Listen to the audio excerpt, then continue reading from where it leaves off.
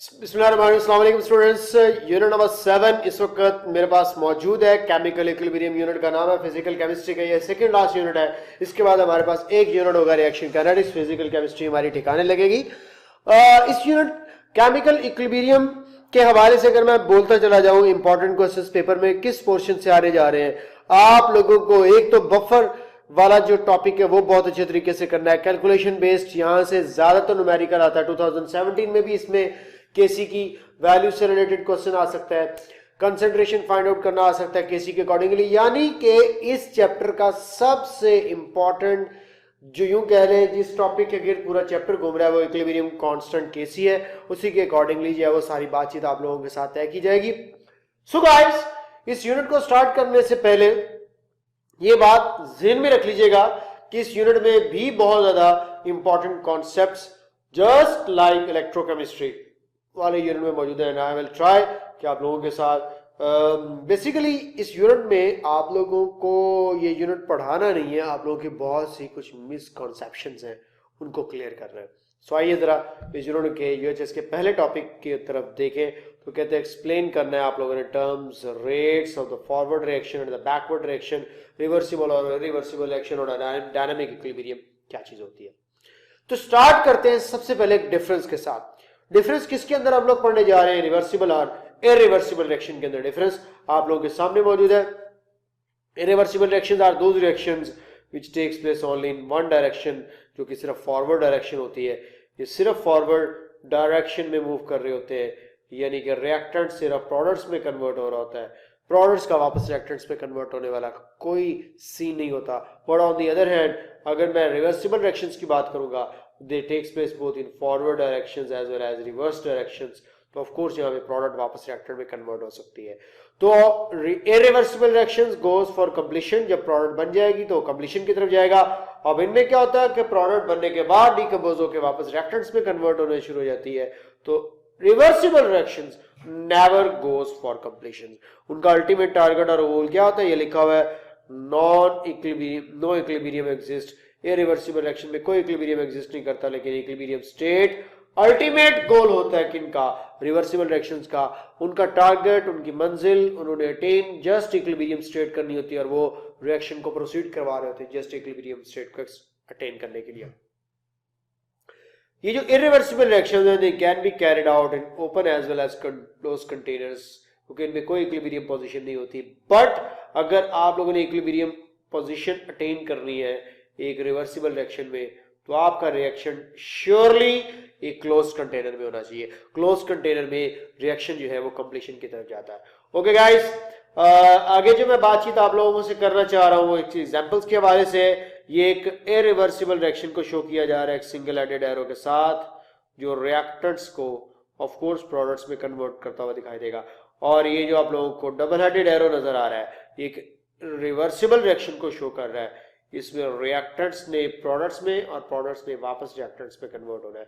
That's why ये double headed arrow के साथ रिप्रेजेंट किए जाते हैं। पेपर में आप लोगों को कॉन्सेप्चुअल क्वेश्चन भी पूछा जा सकता है कि which one of the following is reversible change, which one of the following is irreversible change. जैसा कि आप लोग जानते हैं कि प्रोटीन का डिकम्पोज हो जाना एक इरिवर्सिबल चेंज है। जैसा कि एग व्हाइट है, जब वो डिकम्पोज हो जाती है तो आप लोगों को पता है कि वो फिर दोबारा से कंडीशन अपनी जो उसकी ओरिजिनल कंडीशन होती है उसमें नहीं लाई जा सकती। तो याद रख ले, इसी तरह के पेपर में सवाल आ सकता है which one of the following is reversible change, irreversible change, endothermic change, exothermic change, जो कि हम लोगों ने प्रीवियस यूनिट के अंदर भी बातचीत पढ़ी थी।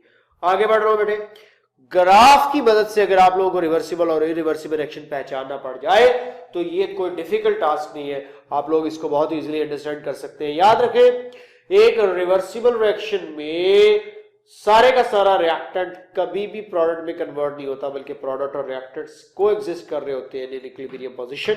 तो इस वक्त इरिवर्सिबल रिएक्शन आपके सामने मौजूद है। ये रिएक्टेंट्स और ये रिएक्टेंट्स ऑफ कोर्स प्रोडक्ट्स में कंप्लीटली कन्वर्ट हो चुके हैं। यहाँ पे रिएक्टेंट की कंसंट्रेशन स्टोर 0 हो चुकी है और with the passage of time आप देख सकते हैं कि प्रोडक्ट की कंसंट्रेशन इंक्रीज हो रही है। तो इस तरह का रिएक्शन, इस तरह का ग्राफ अगर आप लोगों को मिलेगा किसी भी सिचुएशन के अंदर, तो वो ऑफ कोर्स किसको शो कर रहा होगा?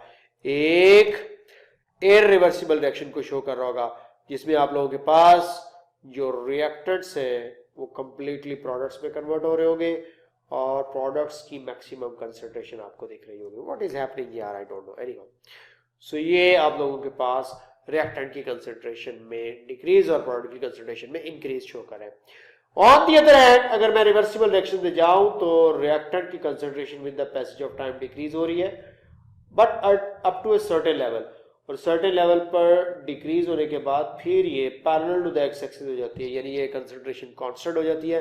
रिएक्टेंट स्टिल येट एग्जिस्ट कर रहे होंगे और ये प्रोडक्ट की कंसंट्रेशन इंक्रीज हुई और एक सर्टेन लेवल से इंक्रीज होने के बाद ये भी parallel to the X axis होगी.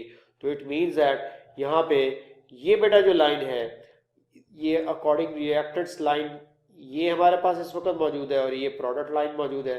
तो आप देख सकते हैं कि प्रोडक्ट की कंसंट्रेशन इंक्रीज और रिएक्टेंट की कंसंट्रेशन डिक्रीज, लेकिन दोनों eight the same time exist कर रहे होंगे एक दूसरे के साथ इक्विलिब्रियम कंडीशन में एक कांस्टेंट कंसंट्रेशन के साथ. So such kind of graph in which you will see parallel concentration lines and also they are parallel to each other, not only but also with the x-axis as well. तो ये हमारे पास एक reversible reaction को explain कर रहा होगा. लेकिन अगर ये lines parallel with each other भी नहीं है और आल्सो विद द x-axis भी नहीं है तो हम कह सकते हैं कि ये एक इरिवर्सिबल रिएक्शन है. इसमें रिएक्टेंट्स ही प्रोडक्ट्स में कन्वर्ट हो रहे हैं, प्रोडक्ट वापस रिएक्टेंट में कन्वर्ट नहीं हो रही. आइडेंटिफाई कर लोगे स्टूडेंट्स ग्राफ की मदद से एक रिवर्सिबल और इरिवर्स रिएक्शन को. Very good.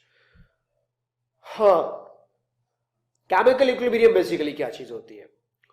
State in a reversible reaction in which rate of forward reaction becomes equal to rate of reverse reaction. किसी भी रिवर्सिबल रिएक्शन में एक ऐसी स्टेज आती है जिसमें rate of forward reaction becomes equal to rate of backward reaction. इस तरह की स्टेज को केमिकल रिएक्शन में क्या नाम देते हैं? केमिकल इक्विलिब्रियम या इक्विलिब्रियम स्टेट का नाम दिया जाता है. बेटा इसके कुछ इंपॉर्टेंट फीचर्स हैं जो आप लोगों के साथ में डिस्कस करना चाह रहा हूं. किसके इंपॉर्टेंट फीचर्स? इक्विलिब्रियम स्टेट के. It can not be attend in an open container या ओपन वेसल, जो अभी मैंने आप लोगों को डिफरेंस के अंदर भी पॉइंट बताया.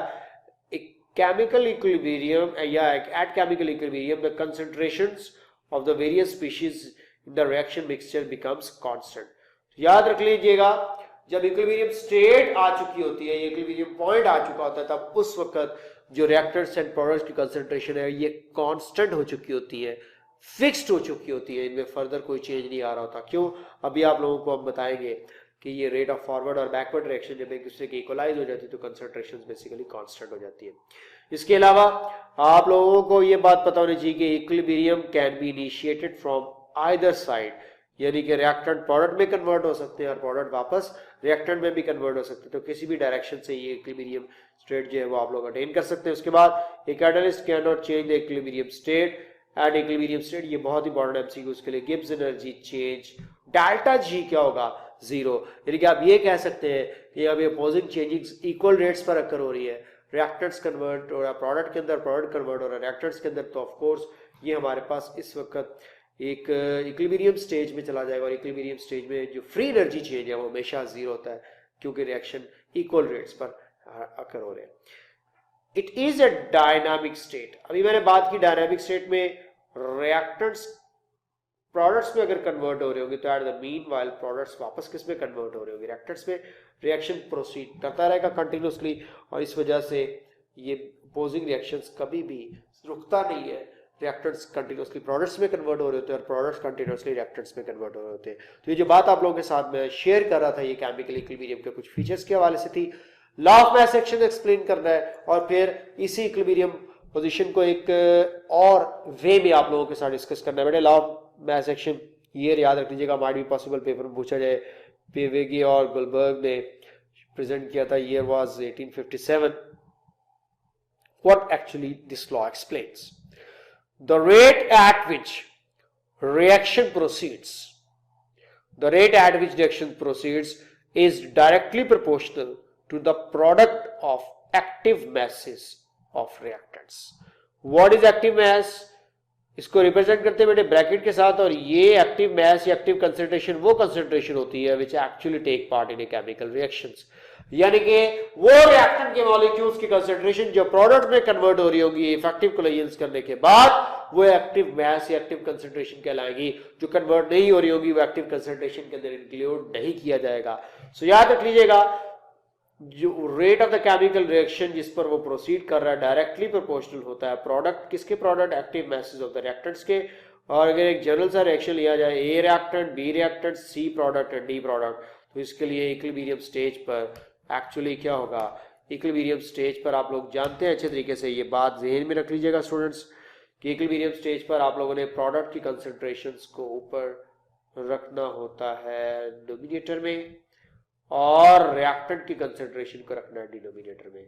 ये रूल है, इसका ये याद रखिएगा। अब इसकी मैं डिटेल में नहीं जा रहा, उसमें आप लोग तुमको फॉरवर्ड रेट कांस्टेंट और बैकवर्ड रेट कांस्टेंट और सारी डेरिवेशन होती है। अब डेरिवेशन एंटीटेस्ट के अंदर यार नहीं आती, आप लोगों को ये फाइनल रिलेशनशिप पता होना चाहिए।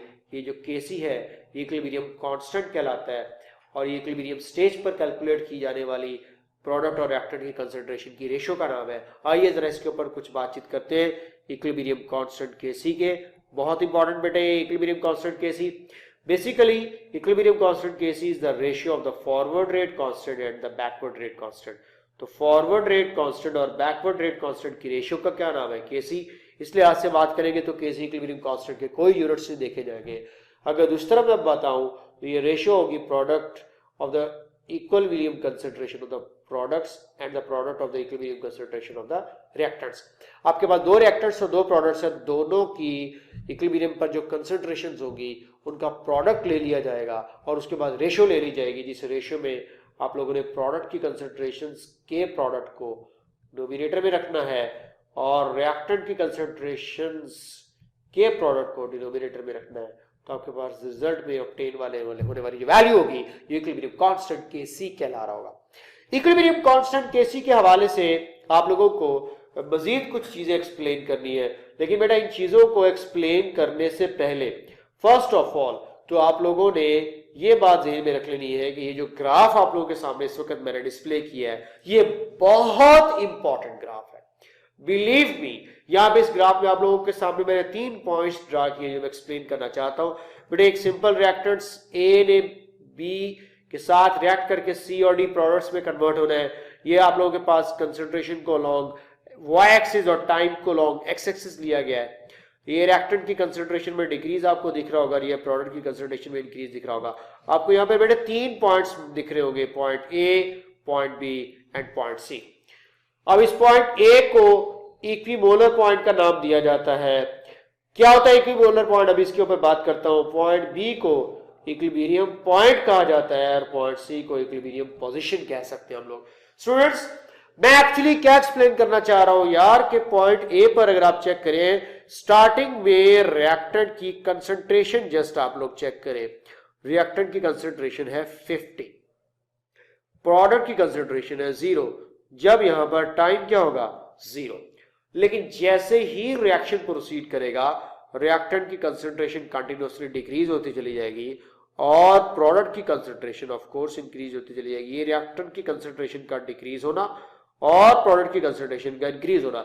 ए टाइम इन दिस रिएक्शन और स्टेज विल कम्स जब आप देखोगे कि रिएक्टेंट्स और प्रोडक्ट्स दोनों की कंसंट्रेशन एक दूसरे की इक्वलाइज हो गई है, यानी कि रिएक्टेंट की 25 कंसंट्रेशन है, प्रोडक्ट की भी 25 कंसंट्रेशन है। एक ऐसी स्टेज केमिकल रिएक्शन में यहां पर reactants and product concentration becomes equal to each other. Reactants and product की कंसंट्रेशन जहां पर बिल्कुल एक दूसरे की इक्वल हो जाती है, ये कहलाता है हमारे पास equilibrium. Equimolar point, sorry. Equimolar point is a point when molar concentration of reactants and products becomes equal to each other. तो molar concentration of reactants and products का एक दूसरे के इक्वल हो जाना हमारे पास कहलाता है इक्विमोलर पॉइंट। और जैसे ही रिएक्शन आगे प्रोसीड करेगा कंसंट्रेशन अगेन चेंज हो जाएगी। बेटा ये कंसंट्रेशन चेंज होने के बाद देखिए फर्दर आगे कंसंट्रेशन ऑफ द प्रोडक्ट्स बढ़कर 30 हो गई और concentration of the reactants further decrease होकर 20 हो गई। तो इट मीन्स दैट मैं यहां पर ये बात इवैल्यूएट कर दूं कि ये वो स्टेज थी जहां पर कंसंट्रेशंस मैक्सिमम बढ़ी और उसके बाद कांस्टेंट हो गई। तो जिस स्टेज पर कंसंट्रेशंस कांस्टेंट हो जाती है वो स्टेज केमिकल रिएक्शन की इक्विलिब्रियम पॉइंट कहलाती है। The stage in the chemical reaction when reactant and product concentration becomes constant, ये कहलाता है इक्विलिब्रियम पॉइंट। और इस स्टेज में रिएक्शन जब आ जाता है तो वो इक्विलिब्रियम पोजीशन कहलाती है, जिसमें rate of forward reaction becomes equal to the rate of backward reaction होता है। बेटा देखिए, जितना at the same time reactant product में कन्वर्ट हो रहा होगा, उतना ही प्रोडक्ट वापस किस में कन्वर्ट हो रहा होगा, रिएक्टेंट्स के अंदर। So, यानी कि रिएक्टेंट्स के प्रोडक्ट्स में कन्वर्ट होने वाले अमाउंट और प्रोडक्ट्स की वापस रिएक्टेंट्स में कन्वर्ट होने वाले अमाउंट बिल्कुल एक दूसरे के इक्वल है। सो इस स्टेज को हम लोग स्टेज सी या इक्विलिब्रियम पोजीशन का नाम देंगे। ये तीनों आप लोगों के सामने बेटे मैंने एक्सप्लेन कर दिए, equimolar point, equilibrium point and equilibrium position. जहां पर कंसंट्रेशन मोलर्स इक्वलाइज होंगी वो इक्विमोलर होगा, जहां पे कांस्टेंट हो जाएंगी वो इक्विलिब्रियम पॉइंट होगा, और ये स्टेज में रिएक्शन रहेगा वो स्टेज इक्विलिब्रियम पोजीशन कहला रही होगी। जरा कुछ ग्राफ्स आप लोगों के साथ डिस्कस कर लिए जाएं कुछ कॉन्सेप्ट्स के अकॉर्डिंगली। देखिए बेटा, ये ग्राफ है, आप लोगों से पूछना क्या है मुझे कि इस ग्राफ में आप लोग मुझे बतलाने जा रहे होंगे कि इक्विमोलर पॉइंट मौजूद है या नहीं, इक्विलिब्रियम पॉइंट मौजूद है या नहीं, और इक्विलिब्रियम पोजीशन के हवाले से आप लोगों का क्या ख्याल है। एक बात तय कर लें, जब इक्विलिब्रियम पॉइंट आएगा तो इक्विलिब्रियम पोजीशन भी ऑटोमेटिकली, सी बात है, लाजमी मौजूद होगी। आप लोग जरा चेक कीजिएगा कि इस ग्राफ में आप लोगों को जो रिएक्टेंट की कंसंट्रेशन है वो हाई मिल रही है, प्रोडक्ट की कंसंट्रेशन लो मिल रही है। कंसंट्रेशन कांस्टेंट तो हुई है लेकिन इक्वल नहीं हुई। इट मींस दैट कि मुझे कह देना चाहिए कि कंसंट्रेशंस के इक्वल ना होने की वजह से इसमें इक्विमोलर पॉइंट नहीं होगा, कांस्टेंट होने की वजह से इक्विलिब्रियम पॉइंट होगा, और इक्विलिब्रियम पोजीशन भी ऑफ कोर्स मौजूद होगी, रिएक्शन कंटिन्यूअसली चल रहा होगा। तो यहां पे मुझे कह देना चाहिए कि in this particular case reactant concentration is greater than product concentration. Paper में ग्राफ देगा, ग्राफ देकर यही पूछेगा कि बताओ इस ग्राफ के अंदर इक्विमोलर पॉइंट है या नहीं, इक्विलिब्रियम पॉइंट है या नहीं, इक्विलिब्रियम पोजीशन है या नहीं। तो इसी ग्राफ की ही कैटेगरी का एक और ग्राफ आपके सामने प्रेजेंट कर रहा हूं। स्टूडेंट्स, इस ग्राफ में अगर आप देखें तो रिएक्टेंट्स एंड प्रोडक्ट की कंसंट्रेशन सर्टेन स्टेज पर जाकर इक्वल हो गई, और इक्वल होने के बाद eight the same time constant भी होगी। तो मुझे क्या कहना चाहिए इस ग्राफ के बारे में, ग्राफ में इक्विलिब्रियम पॉइंट भी मौजूद होगा, इक्विमोलर पॉइंट भी मौजूद होगा, इक्विलिब्रियम पोजीशन भी मौजूद होगी। और खास बात क्या है इस ग्राफ की कि इसमें जिस पॉइंट पर कंसंट्रेशंस इक्वल हुई है eight the same point concentration also becomes constant.